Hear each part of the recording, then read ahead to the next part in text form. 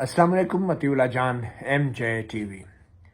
Establishment की मदद से पार्लियामेंट के जरिए मंजूर कराई गई 26वीं आईनी तरमीम पर अमल दरामद जोर शोर से जारी है।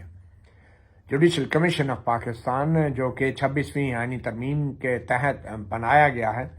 और जिसमें हुकूमत भरपूर तरीके से अपनी अक्सरियत का फ़ायदा उठा रही है, उसने आज के इजलास में जजों की तैनाती के हवाले से कवायद व ज़वाबित जो हैं उनको हतमी शक्ल देने का फैसला किया है। इससे पहले ये इतलात थी कि ये जुडिशल कमीशन ऑफ पाकिस्तान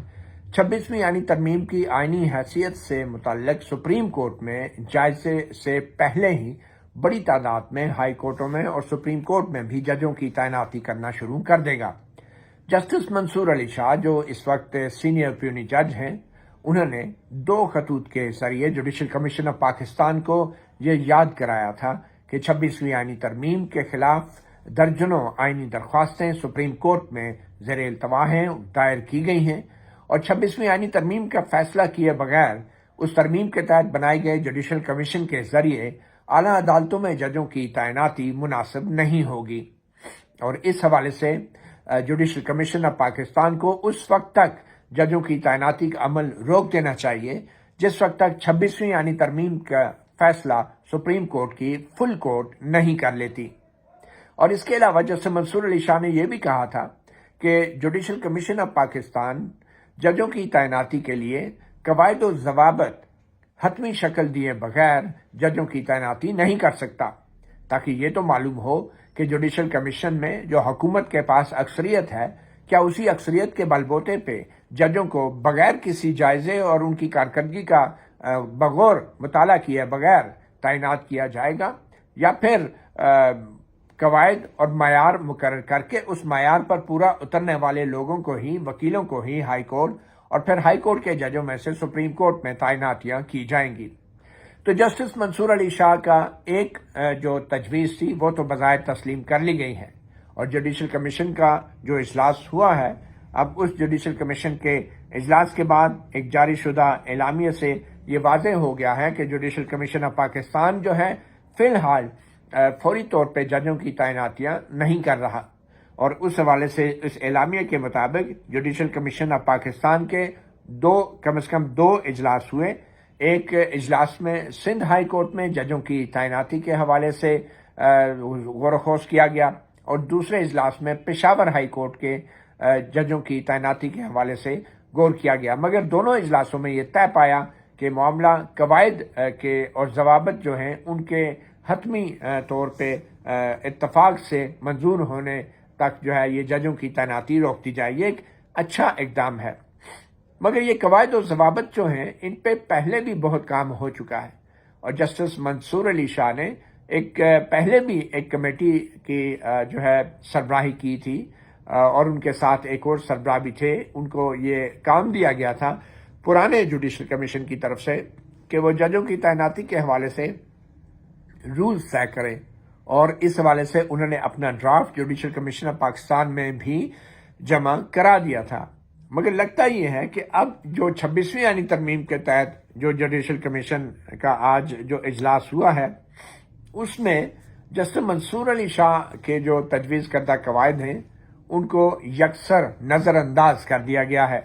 क्योंकि अब जो नई कमेटी बनाई गई है उस कमेटी की सरबराही जो है जस्टिस जमाल खान मंदोखेल को दे दी गई है और जस्टिस जमाल खान मंदोखेल आईनी बेंच के रुकन हैं। आईनी तौर पे जुडिशल कमीशन ऑफ पाकिस्तान को ये अख्तियार है कि वो अपनी कोई भी ज़ैली कमेटी बना सकता है, मगर फिर उस ज़ैली कमेटी में जो आईनी बेंच के जो एक रुकन जज हैं जस्टिस जमाल खान मंदोखेल, उसको सरबराही देना ये बड़ा बामायनी है। और इसका मतलब ये है कि अब सुप्रीम कोर्ट में जजों की तैनाती के हवाले से जो कवायद बनने हैं उन कवायद की तैयारी में आईनी बेंच के जज का बड़ा अहम किरदार होगा। यानी कि जुडिशल कमीशन ने जस्टिस जमाल खान मंदोखेल को बतौर रुकन जुडिशल कमीशन इस कमेटी का सरबराह बना दिया है, जो कमेटी जजों की तैनाती का मयार मुकर्रर करेगी, उसका तरीक़ाकार मुकर्रर करेगी اور اس کمیٹی کے اندر اٹارنی جنرل فار پاکستان، یہ بھی ماشاءاللہ وفاقی حکومت کے چیف لا آفیسر ہیں، بیرسٹر سید علی ظفر ہیں جو پاکستان تحریک انصاف کے اپوزیشن کے نامزد کردہ جوڈیشل کمیشن کے نمائندے ہیں، اور پھر فاروق حامد نائک ہیں جو کہ سینیٹر ہیں، حکمران اتحاد کے، پاکستان پیپلز پارٹی کے، اور بار کونسل کے وائس چیئرمین بھی ہیں، اور اس کے علاوہ اختر حسین ہیں جو کہ نامزد نمائندہ ہیں جوڈیشل کمیشن میں پاکستان بار کونسل کے۔ تو تکنیکی اعتبار سے اگر دیکھا جائے تو اس کمیٹی کے لیے کام مشکل نہیں ہونا چاہیے، کیونکہ جسٹس منصور علی شاہ نے اس حوالے سے کافی محنت کر رکھی ہے اور اس میں بہت ساری تجاویز دی گئی تھی، مگر اب یوں لگ رہا ہے کہ ان تمام تجاویز کو یکسر نظر انداز کیا جائے گا، اور اس میں ہائی کورٹ میں وکلاء کی بطور جج تعیناتی کے لیے کچھ خاص معیار بھی مقرر کیے گئے تھے، مگر اب اتنی بڑی تعداد میں اگر ہائی کورٹوں میں ججوں کی تعیناتی ہونی ہے تو اور جلدی بھی ہونی ہے، تو کیا اب یہ والی کمیٹی کوئی ایسا معیار مقرر کرے گی کہ جو اتنا سخت ہو کہ اتنے کم وقت میں اتنی زیادہ تعداد میں ججوں کی تعیناتیاں ہی نہ ہو سکیں، مطلب اس معیار پہ پورا اترنے والے کوئی وکیل ہی نہ ملے جوڈیشل کمیشن کو؟ تو یہ ایک بہت بڑا چیلنج ہوگا۔ اب ہائی کورٹوں میں ججوں کی تعیناتی کے لیے کیا معیار نارملی مقرر کیا جاتا ہے؟ اس میں کم از کم تجربہ جو ہے وہ 15 سال یا 20 سال کا ہائی کورٹ کی وکالت کا تجربہ ہو، دوسرا ان کے کچھ رپورٹڈ کیسز ہوں۔ رپورٹڈ کیسز سے مراد یہ ہے کہ جو عدالتیں ہیں ہائی کورٹ اور سپریم کورٹ، ان کے اپنے ایک باقاعدہ کچھ کتابیں ہوتی ہیں PLD جن کو کہتے ہیں، جس میں جو بڑے فیصلے ہوتے ہیں ان کو باقاعدہ ان کتابوں میں باقاعدگی سے چھاپا جاتا ہے، تاکہ ان کتابوں کی مدد سے مستقبل کے جو مقدمات ہیں ان کتابوں میں سے پرانے فیصلوں کو پڑھ کے حوالہ دے کے نئے فیصلے کرنے میں آسانی ہو۔ تو وکیلوں کا معیار مقرر کیا جاتا ہے کہ انہوں نے کچھ ایسے کیس لڑے ہوں، چاہے پٹیشنر کی طرف سے چاہے ڈیفینس کی رسپونڈنٹس کی طرف سے، کہ جو کیسز جو ہیں جن کیسز میں کوئی قانونی نکتہ طے ہوا ہو، کوئی آئین کی تشریح ہوئی ہو اور ان وکلاء کے اس میں کنٹریبیوشن ہو، تو ان وکلاء کو پھر کنسیڈر کیا جاتا ہے ہائی کورٹ کے ججوں کے عہدے کے لیے، کیونکہ بعد میں وہ بھی اس قابل ہوتے ہیں کہ وہ اپنے فیصلے لکھ بھی سکیں۔ تو یہ معیار مقرر کرنا ہے اب اس کمیٹی نے جو جسٹس جمال خان مندوخیل کی سربراہی میں بنائی گئی ہے۔ تو جسٹس جمال خان مندوخیل کا اپنا جو ماشاءاللہ سے رپورٹڈ کیسز ہیں یا کوئی آئین اور قانون کی تشریح ہے، اس کا مظاہرہ بھی ہم دیکھتے ہی رہے ہیں۔ ماضی میں مخصوص نشستوں کے کیس میں انہوں نے ایک نوٹ لکھا تھا، اور اس کے بعد بہرحال اب یہ جو کمیٹی ہے یہ اور معیار، پھر یہ بھی ایک سوال ہے کہ قواعد میں مزید کیا طے ہونا ہے؟ مزید یہ طے ہونا ہے کہ جو ان ججوں کے ناموں پہ غور کیا جائے گا جوڈیشل کمیشن کے اندر، وہ نام کہاں سے آئیں گے؟ ماضی میں تو چیف جسٹس ہی ان ناموں کو تجویز کرتا تھا، اور بعد میں پھر اس پہ بڑی علیحدہ ہوئی، اور پھر یہ تجویز آئی کہ جوڈیشل کمیشن کا ہر رکن جو ہے اپنا ایک ایک نام دے سکتا ہے۔ تو اب یہ قواعد جو ہیں ان میں کیا طے ہوگا، یہ بھی ابھی اس کمیٹی کی جب رپورٹ آئے گی تو اس سے واضح ہوگا۔ مگر اس کمیٹی کو 15 دسمبر تک کی ڈیڈ لائن دی گئی ہے، 15 دسمبر تک کی۔ مگر اس پریس ریلیز کی ایک دلچسپ بات یہ ہے کہ اس کمیٹی نے جہاں 15 دسمبر تک ایک ڈرافٹ رولز دینے ہیں، قواعد کو تجویز کرنا ہے، وہاں پہ جو ہے ایڈیشنل ججز کی جو نامینیشن ہے پشاور ہائی کورٹ میں، وہ 21 دسمبر تک جو ہے وہ ملتوی کر دی گئی ہے، اور پھر یہ بھی کہا گیا ہے کہ جو نام جو جمع کرائے جانے ہیں جوڈیشل کمیشن میں پشاور ہائی کورٹ میں تعیناتیوں کے لیے، ان ناموں کی جو ڈیڈ لائن ہے وہ 10 دسمبر ہے۔ یہ بڑی ایک عجیب بات ہے کہ نام تبھی ہوں گے نا کہ جب جو وکلاء ہیں جو معیار پہ پورا اترتے ہیں، اس معیار پہ جو معیار قواعد و ضوابط میں طے ہونے ہیں، تو وہ ان وکلاء کا نام 10 دسمبر تک دینا ہے، جبکہ قواعد بنانے والی کمیٹی کو جو ڈیڈ لائن دی گئی ہے وہ ہے 15 دسمبر، یعنی معیار 15 دسمبر تک تجویز ہوگا، مگر وکلاء کے نام پشاور ہائی کورٹ میں تعیناتی کے لیے 10 دسمبر تک آ جانے چاہیے، یعنی بغیر کسی معیار، بغیر کسی قواعد کے پشاور ہائی کورٹ میں جو ایڈیشنل ججز کی جو اپوائنٹمنٹ ہے اس کے لیے جو نام ہیں، نامینیشن ہیں، وہ 10 دسمبر تک مانگی گئی ہیں۔ اب یہ کوئی بڑی ہی عجیب بات لگتی ہے، یعنی کہ پشاور ہائی کورٹ کے لیے جو نام آنے ہیں وہ 10 دسمبر تک آنے ہیں، اور جو قواعد ہیں اور جو معیار مقرر تجویز ہونا ہے وہ 15 دسمبر تک کمیٹی نے کرنا ہے۔ شاید پشاور ہائی کورٹ کے لیے کچھ زیادہ ہی جلدی ہے، اور معلوم نہیں اب اس میں جو وکلاء کے نام آئیں گے ان کا معیار کیا ہوگا، کیونکہ وہ تو 15 دسمبر تک ہی پتہ چلے گا۔ مگر دوسری طرف سندھ ہائی کورٹ میں بھی یہی صورتحال ہے۔ اب سندھ ہائی کورٹ کے لیے انہوں نے کہا ہے کہ نامینیشن جو ہیں وہ سندھ ہائی کورٹ کے لیے بھی وہ 10 دسمبر 2024 تک کر دی گئی ہیں، اور اس کے لیے بھی نام جو ہیں وہ سندھ ہائی کورٹ کے لیے بھی 10 دسمبر تک دیے جانے ہیں۔ اور ایک بار پھر اس معاملے میں بھی ہم دیکھ رہے ہیں کہ جو کمیٹی بنائی گئی ہے قواعد کے لیے اور معیار مقرر کرنے کے لیے، وہ بھی جو ہے وہ اس کو ڈیڈ لائن بھی 15 دسمبر کی دی گئی ہے۔ تو یہ بڑی ہی ایک عجیب سچویشن ہے۔ ویسے تو 26ویں یعنی ترمیم میں کافی حد تک ایک معیار مقرر کر دیا گیا ہے کہ ہائی کورٹ کے ججوں کی تعیناتی کے لیے وکلاء کا بیسک ایکسپیرینس کیا ہوگا اور ان کی کتنی پریکٹس ہونی چاہیے، مگر اس کے باوجود بھی ان کی نامینیشن کا طریقہ کار کیا ہوگا۔ اب وہ نامینیشن کا طریقہ کار ان قواعد میں طے ہونا تھا، مگر یہ قواعد جو ہیں 15 دسمبر تک آنے ہیں، تجویز ہونے ہیں، اور جو نام ہیں جو مانگے گئے وہ 10 دسمبر تک۔ تو یہ دونوں ہائی کورٹ میں، اور پھر ان دونوں نامزدگیوں کے اوپر 21 دسمبر کو جو ہے وہ غور ہوگا، اور نیکسٹ اجلاس اس سے واضح ہو رہا ہے کہ یہ نیکسٹ اجلاس بھی اب 21 دسمبر کو ہوگا۔ اب یہ ایک بڑی ہی دلچسپ صورتحال ہے کہ لگتا نہیں ہے کہ جو یہ جوڈیشل کمیشن ہے یہ 26ویں یعنی ترمیم کے حوالے سے پہلے کوئی فیصلہ کرے گا، اور لگ یہ رہا ہے کہ جہاں قواعد کے حوالے سے جسٹس منصور علی شاہ کی تجویز سے اتفاق کیا گیا ہے، وہاں 26ویں یعنی ترمیم کے حوالے سے جلد عدالتی فیصلے یا سپریم کورٹ کی فل کورٹ کی کارروائی کے حوالے سے لگتا نہیں ہے کہ یہ آئینی بینچ جو ہے کسی قسم کا کوئی سماعت کرے گا، یا پھر جوڈیشل کمیشن جو ہے وہ کسی قسم کی کوئی فل کورٹ کو طلب کرے گا۔ اچھا، اور دوسرے جو اہم فیصلے کیے گئے ہیں کہ سندھ ہائی کورٹ میں جو آئینی بینچ ہے اس کے لیے 2 ججز کا نام تجویز کیا گیا ہے، مزید اس میں اضافہ کیا گیا ہے، جسٹس عدنان الکریم میمن اور جسٹس آغا فیصل۔ اور یہ ایک ایسے وقت میں کیا گیا ہے کہ جب سندھ ہائی کورٹ کے ایک چیف جسٹس جو ہیں ان کی طرف سے اور ان کے ساتھ ایک معزز جج سے انہوں نے ابھی حال ہی میں ایک فیصلہ دیا ہے، اور جسٹس محمد شفیع صدیقی تھے اور ایک ان کے ساتھ جج تھے، جس میں انہوں نے کہا ہے کہ 26ویں آئینی ترمیم ہونے کے بعد بھی جو آئینی بینچ بنائے گئے ہیں ہائی کورٹوں میں ان کا کوئی اختیار نہیں ہے کہ وہ کسی بھی آئین کو یا قانون کو وہ کالعدم قرار دے سکے، آئین کے کسی شق کو یا آئینی ترمیم کو۔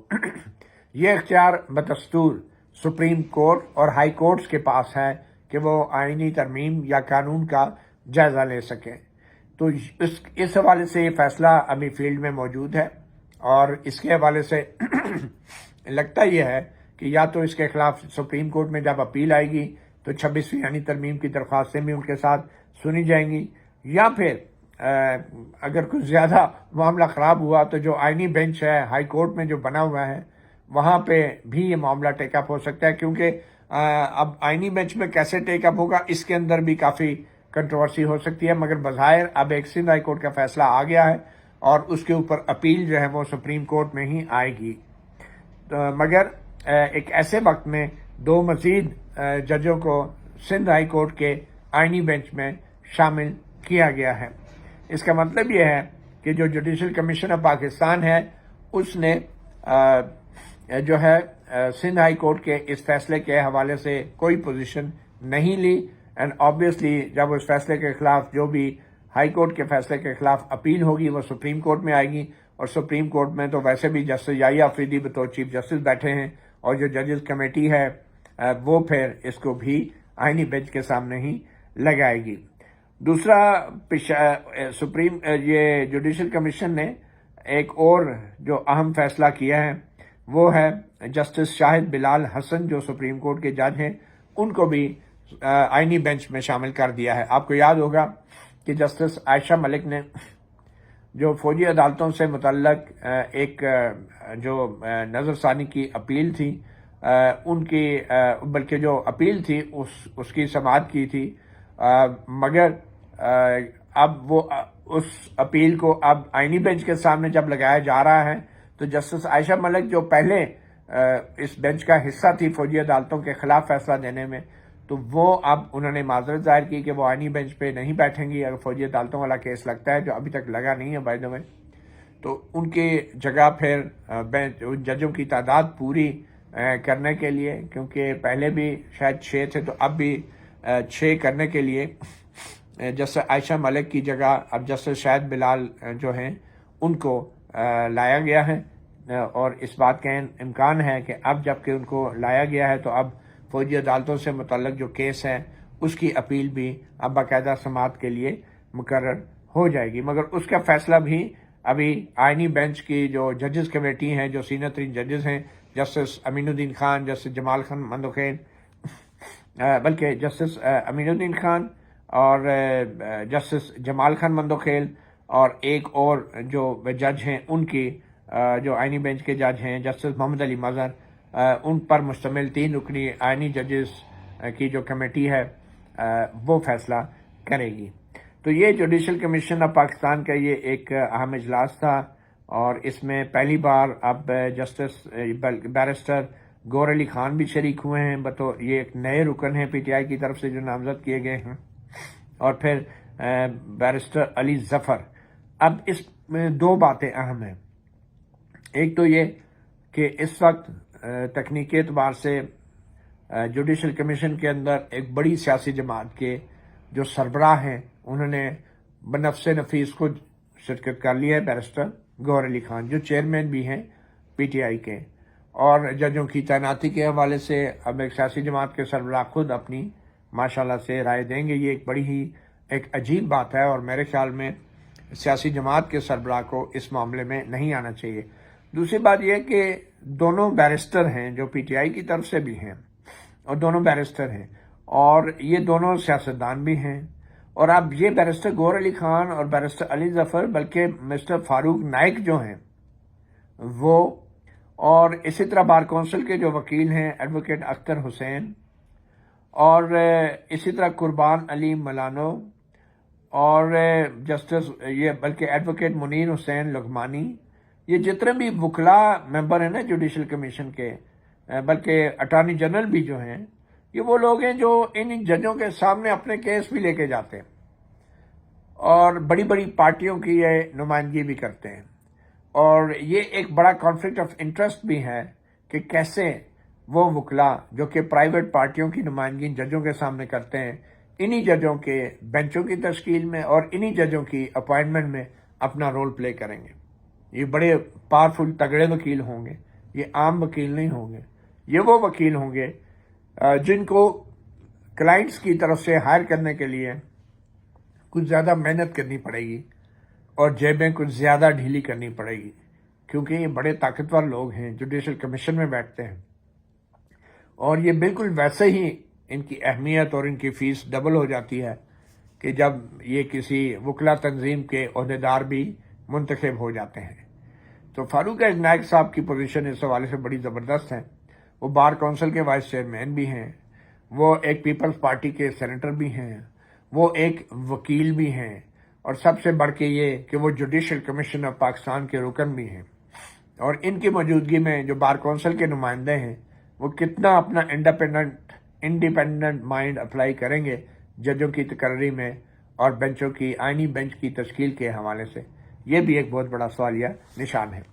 تو یہ ہے سپریم کورٹ کی صورتحال۔ جوڈیشل کمیشن کا اجلاس سے جو ہے ایک چیز واضح ہو گئی ہے کہ جوڈیشل کمیشن کے اراکین، جس میں اکثریت حکومتی اراکین کی ہے، اور خاص طور پہ چیف جسٹس یحییٰ آفریدی،